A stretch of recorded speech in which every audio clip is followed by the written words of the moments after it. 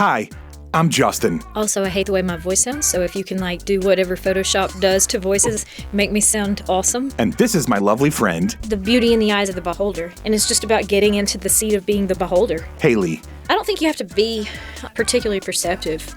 I just think you have to look up. This podcast is mostly just her telling me stories. If you expose yourself to the possibility that this might be really awkward, there can be something just really cool on the other side of it. She thinks that her life and way of looking at things are Oh, I was kind of waiting on you. I thought you were getting your stuff ready. You're waiting on me? pretty normal. You got to edit out all the misinformation about the Amish. Maybe you can relate. I would like a chance to re-sing the Amish Paradise. If you want lighthearted stories All right, you want to talk about goats? and stream of consciousness, I just woke up and needed some friends, and so I bought them. then you're gonna like the Sunny Side Up podcast. Sunny side up, sunny side up, sunny side up, sunny side up. So, if you're at all like me, you may feel that you're living in a world that can be a bit overwhelming and confusing at times. I'm also a huge fan of podcasts, documentaries, docudramas, stories, and of just information in general. Between all of that and the social media and news, sometimes our brains can feel like they're on overload. Hayley and I hope that this podcast can be something of an antidote to all of that.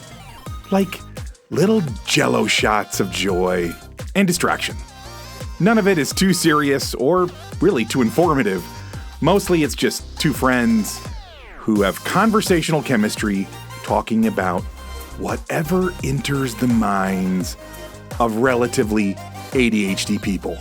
We hope you enjoy.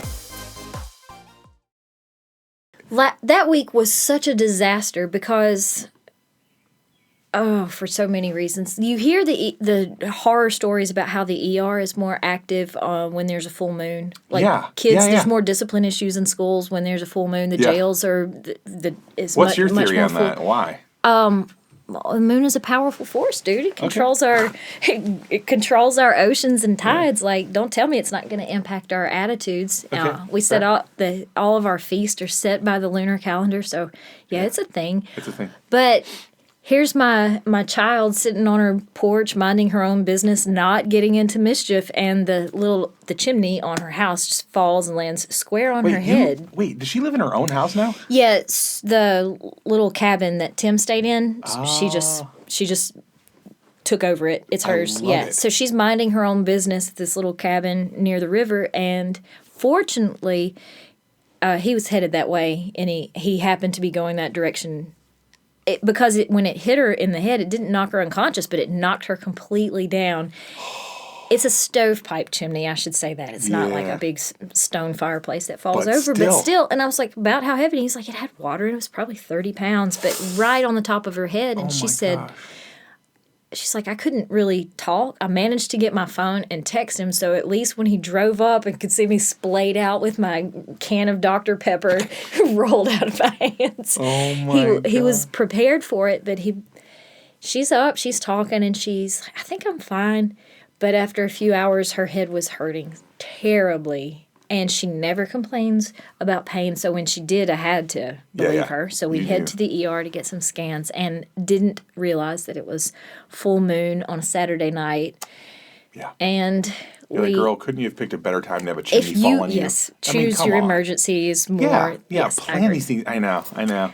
But we land in the ER waiting room, and it was a long evening, to say the least. A man in a wheelchair came in beside me and just starts peeing on the floor, and he looks at me and makes dead eye contact and just says, "Sorry about this." And I'm like, "No problem, dude." Wow.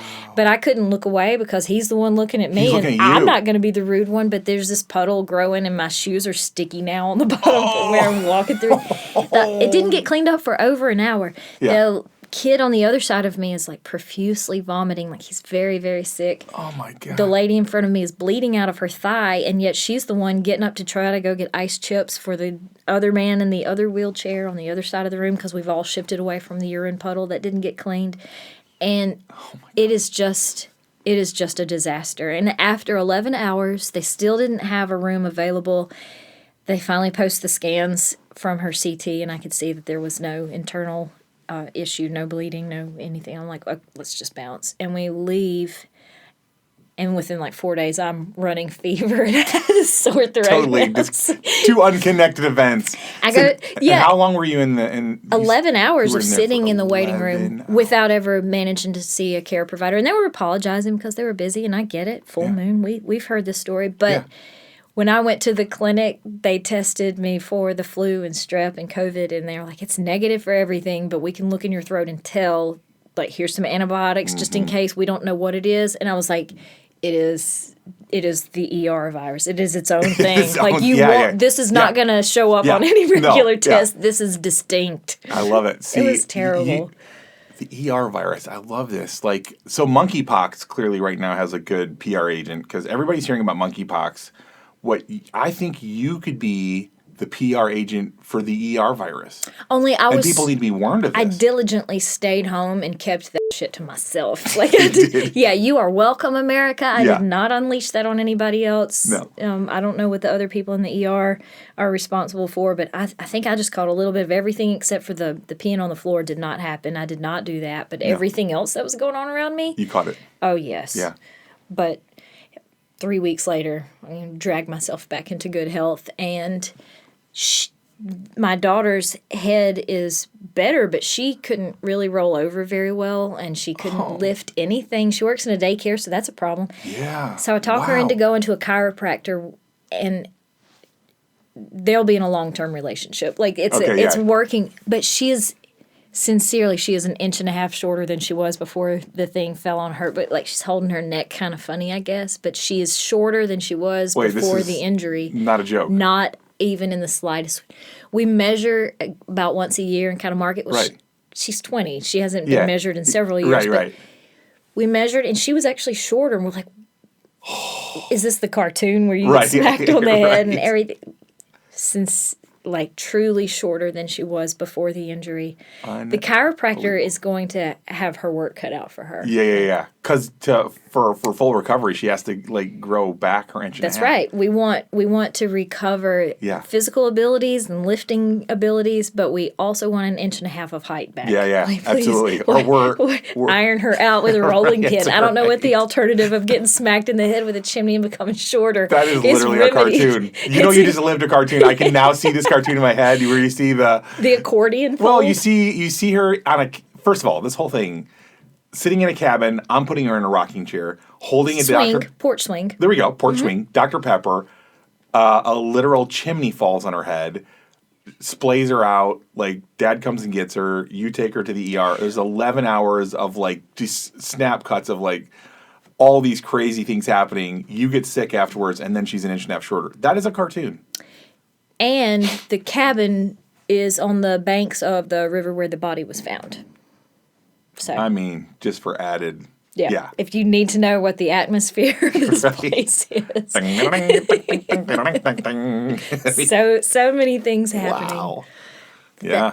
That was the weekend before the murder weekend. So this is just what life looks like in our little corner of the swamp. Yeah. Totally normal. Stay out of that ER, man. That's dangerous. Catching the ER virus it's no joke, man. More dangerous than the murders happening at the end of the driveway. Yeah, clearly. Oh, my goodness.